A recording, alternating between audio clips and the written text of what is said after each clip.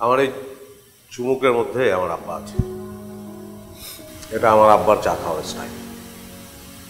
ছোটবেলায় আব্বাকে যখন চা কফি খেতে দেখতাম মনে হতো যে এটা পৃথিবীর কোনো জিনিস না, অন্য কিছু খাচ্ছেন।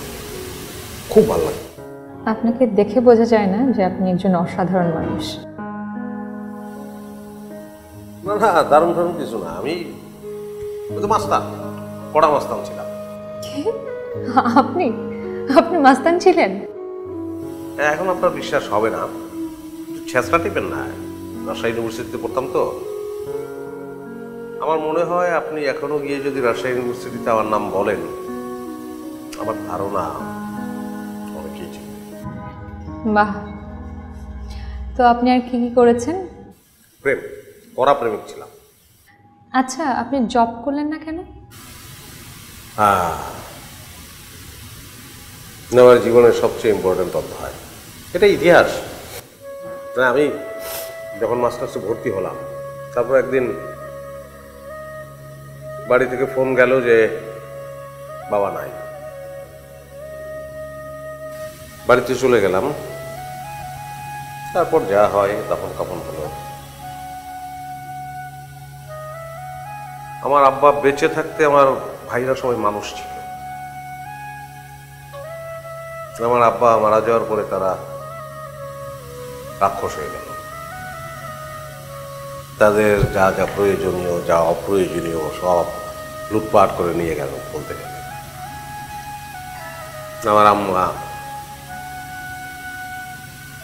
আমার আব্বার শোকে স্ট্রোক করে প্যারালাইজড হয়ে গেল।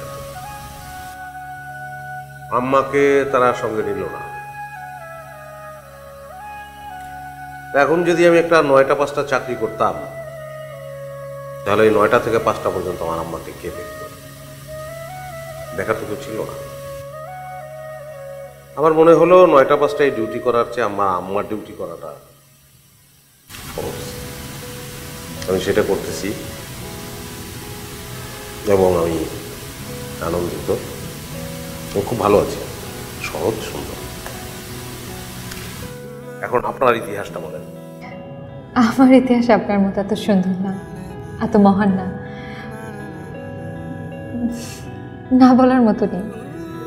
আমি খুলনা বিএল থেকে অনার্স শেষ করব, আবার বেবি হবে তাই এখানে এসেছি। হয়তো খুব শীঘ্রই চলে যাব।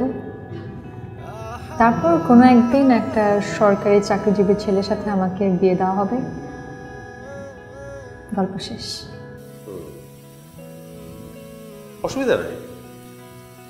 আমার মনে হয় আপনি চেষ্টাটা চালায় যান, কারণ সুযোগ মানুষের জীবনে কখন আসে এটা মানুষ বলতে পারে না। ব্যবসায় থামতে নাই, হাল ছাড়তে নাই।